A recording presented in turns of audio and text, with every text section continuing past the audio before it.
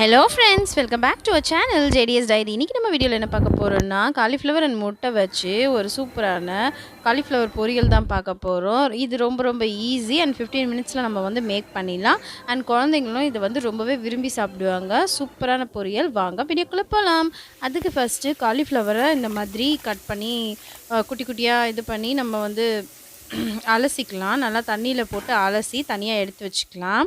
And then வந்து பார்த்திங்கன்னா, இதுக்கு தேவையானது பார்த்திங்கன்னா, ஒரு வெங்காயம், ஒரு தக்காளி, அப்புறம் கொஞ்சம் பூண்டு, கருவேப்பிலை எடுத்து வச்சுருக்கேன். அதுக்கப்புறம் காலிஃப்ளவர், இது வாஷ் பண்ணி வச்ச காலிஃப்ளவர், வெங்காயம், தக்காளி, அதுக்கப்புறம் கொஞ்சம் பூண்டு, ஒரு 2, 3 பல் பூண்டு, அதுக்கப்புறம் முட்டை 2 முட்டை எடுத்து வச்சுக்கோங்க. அவ்வளோதான். இப்போ வந்து நம்ம ஸ்டவ்வில் கடாய் வச்சுட்டு கொஞ்சமாக எண்ணெய் ஊற்றிக்கலாம். எண்ணெய் ஊற்றிட்டு கடுகு போடலாம். கடுகு பொரிஞ்சதும் இந்த வெங்காயம், தக்காளி எல்லாம் வதக்கணும். ஸோ இப்போ கடுகு போட்டுக்கலாம். இப்போ ஆனியன், வெங்காயம் போட்டுக்கலாம். வெங்காயம் போட்டு நல்லா வதங்கின உடனே கொஞ்சமாக கருவேப்பிலை போடலாம். இப்போது கருவேப்பிலையும் சேர்த்துட்டு நல்லா வதக்கிக்கலாம்.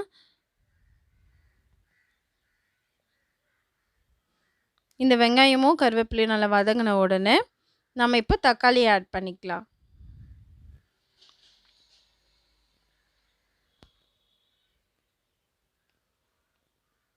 கொஞ்சமாக சால்ட்டு போட்டு வதக்குனா சீக்கிரமாக வதங்கிடும் ஆனியன். அதனால் கொஞ்சம் சால்ட்டு போட்டு நம்ம நல்லா வதக்கிக்கலாம். இப்போது ஆனியன் வதங்கிடுச்சு, வெங்காயம் வதங்கிடுச்சு. இதில் தக்காளி போட்டுக்கலாம். நான் வந்து 1 வெங்காயம், 1 தக்காளி எடுத்திருக்கேன். நீங்க நெறைய செய்றீங்க அப்டின்னாக்கா, 2 வெங்காயம், 2 தக்காளி எடுத்தா போதும். இதுவே கொஞ்சமா இருந்தாலே வெங்காயம், தக்காளி வந்து கொஞ்சமா சேர்த்தாலே இந்த பொரியலுக்கு போதுமானது. இப்போ வந்து நம்ப வெங்காயம், தக்காளி வதங்குனதுக்கப்புறம் இந்த பூண்டு நம்ம எடுத்து வச்சிருக்கோம் இல்லையா? இந்த பூண்டு ஒரு 4 பல்லு இல்ல 5 பல்லு பூண்டு சேர்த்தா போதும். இந்த டேஸ்ட்டுக்காக நல்லாருக்கும் டேஸ்ட்டு. இது 2மே நல்லா வதங்கட்டும். இது எல்லாமே சேர்ந்து வதங்கி வந்ததுக்கப்புறம் நம்ம வந்து காலிஃப்ளவர் போடணும். இது நல்லா வதங்கிட்டுருக்கு இப்போ.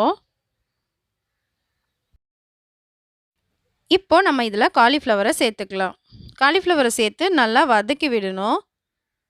கொஞ்ச நேரம் அப்படியே ஒரு லைட்டா கொஞ்ச நேரம் வதக்கலாம். வதக்கிட்டு அதுக்கப்புறம் நம்ப மிளகாய் தூள், மஞ்சள் தூள்லாம் ஆட் பண்ண போறோம். இந்த மாரி கொஞ்ச நேரம் வதக்கி விடணும். நீங்க இத வேக வச்சுட்டு கூட தனியா தண்ணீல போட்டு நம்ப பகோடா செய்றதுக்குலாம் வேக வைப்போம் இல்லையா? அந்த மாதிரி கூட வேக வைக்கிறதானாலும், வேக வச்சு எடுத்தும் இதில போட்டுக்கலாம். இல்லன்னா இதே மாரி வேக வைக்காமலும் நல்லா அலசிட்டு இந்த மாதிரி போட்டாலும் ஓகே தான். இதில வந்து அந்த புழுலாம் இல்லாம நீங்க கிளீன் பண்ணி போட்டுருங்க நல்லா. இது நல்லா கொஞ்ச நேரம் ஒரு 2, 3 செகண்ட்ஸாவது கொஞ்சம் நேரம் வதக்கிட்டு, அதுக்கப்புறமா நம்ம வந்து மிளகாய் தூள், மஞ்சள் தூள் இதெல்லாம் ஆட் பண்ண போறோம்.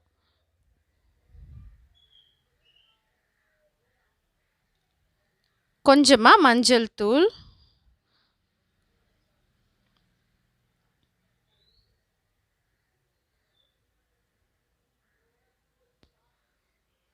அதுக்கப்புறம் மிளகாய் தூள். இது எல்லாமே மிளகாய் தூள் வந்து கொஞ்சமா போட்டுக்கோங்க.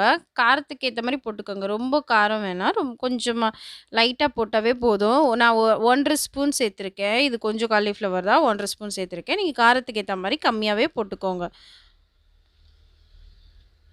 அதுக்கப்புறம் சால்ட். கொஞ்சமா சால்ட் ஆட் பண்ணி, கொஞ்சம் வதக்கி விட்டுட்டு, நம்ம கொஞ்சமா தண்ணி ஊத்திக்கலாம். அது வேகுற அளவுக்கு நல்லா தண்ணி ஊத்திக்கோங்க. கொஞ்சம் மூழ்குற அளவுக்கு தண்ணி ஊத்தணும். அப்பதான் இந்த காலிஃப்ளவர்லாம் வந்து நல்லா அ வெந்து வரும். அதனால இந்த காலிஃப்ளவர் வேகுற அளவுக்கு நம்ம தண்ணி வச்சுக்கலாம்.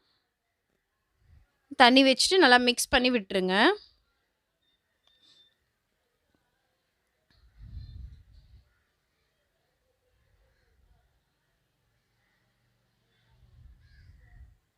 இது நல்லா மிக்ஸ் பண்ணிட்டு அப்படியே கொதிக்க விட்டுடுங்க.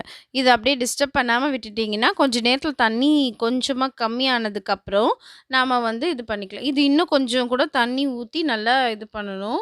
நான் அதுக்கப்புறம் கொஞ்சம் தண்ணி ஆட் பண்ணேன். ஸோ தண்ணி வந்து இது மூழ்குற அளவுக்கு வச்சீங்கன்னா தான் அது வேகும் நல்லா. அந்த காலிஃப்ளவர்லாம் நல்லா வெந்து வரும். அதுக்காக. நம்ம தனியா வேக வச்சோம்னா, கொஞ்சமா தண்ணி ஆட் பண்ணாலே போதும். இந்த டைம்ல நம்ம வந்து சால்ட்டு, காரம் இதெல்லாம் பார்த்துக்கலாம். இந்த டைம்ல நம்ம இதெல்லாம் பார்த்துட்டு நம்ம சால்ட் இல்லன்னா சால்ட் போட்டுக்கலாம்.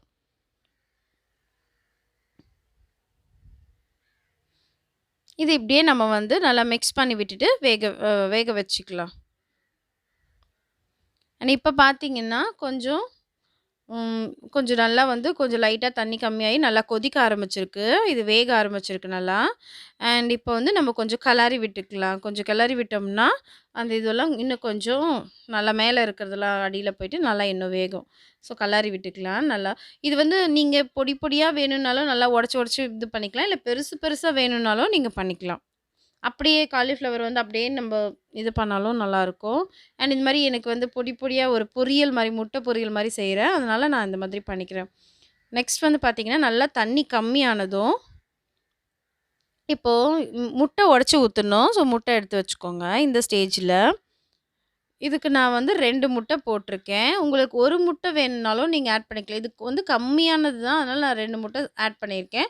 உங்களுக்கு முட்டை கம்மியா வேணும்னு சொன்னாலும் 1 மட்டும் ஆட் பண்ணாலும் நல்லாயிருக்கும். அதாவது நம்ம எந்த அளவுக்கு செய்றோமோ, அந்த அளவுக்கு நீங்க ஆட் பண்ணிக்கிட்டீங்கன்னா முட்டை, அதாவது 1, 2 இருந்தாலே போதும் முட்டை. இப்ப இந்த முட்டைய உடைச்சு ஊத்திட்டு, இது நல்லா நம்ம மிக்ஸ் பண்ணி விட்டுட்டோம்னா, இந்த ரெசிபி வந்து கம்ப்ளீட் ஆயிடும். அண்ட் ஃபைனலா வந்து இன்னும் ஒரே ஒரு மசாலா மட்டும் ஆட் பண்ண போறோம். கொஞ்சமா வந்து கரம் மசாலா சேர்க்கணும். அப்ப அந்த டேஸ்ட் வந்து இன்னும் கொஞ்சம் அதிகமா நல்லாருக்கும். இப்ப நல்லா இத வந்து நம்ம ஒரு பொரியல் மாரி முட்டை போட்டு நல்லா ஃப்ரை பண்ணி எடுக்கணும். இது ஃபைனல் ஸ்டேஜ். இந்த ரெசிபியோட ஃபைனல் ஸ்டேஜ் இதுதான். நல்லா நம்ம ஃப்ரை பண்ணி விட்டு, இது வந்து செம்ம டேஸ்ட்டா இருந்துச்சு.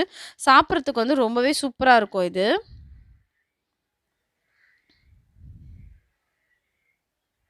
இப்போ வந்து பார்த்தீங்கன்னா, இது நல்லா இது பண்ணிட்டு, கொஞ்சமா நம்ம வந்து கரம் மசாலா கொஞ்சமா சேர்த்து வதக்குனோம்னா, இன்னும் கொஞ்சம் நல்லாயிருக்கும்.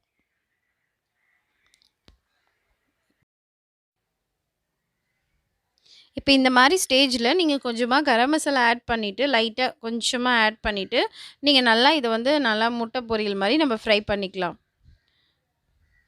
இப்ப பாருங்க நல்லா வந்து எல்லாமே சேர்ந்து வந்துடுச்சு. பொரியல் மாரி வந்துடுச்சுங்களா, அந்த முட்டைலாம் இதுவாயிட்டு, அவ்வளோதான். நம்ம ஸ்டவ் ஆஃப் பண்ணிட்டு சர்வ் பண்ணிடலாம். And thank you so much for watching this video. Thank you.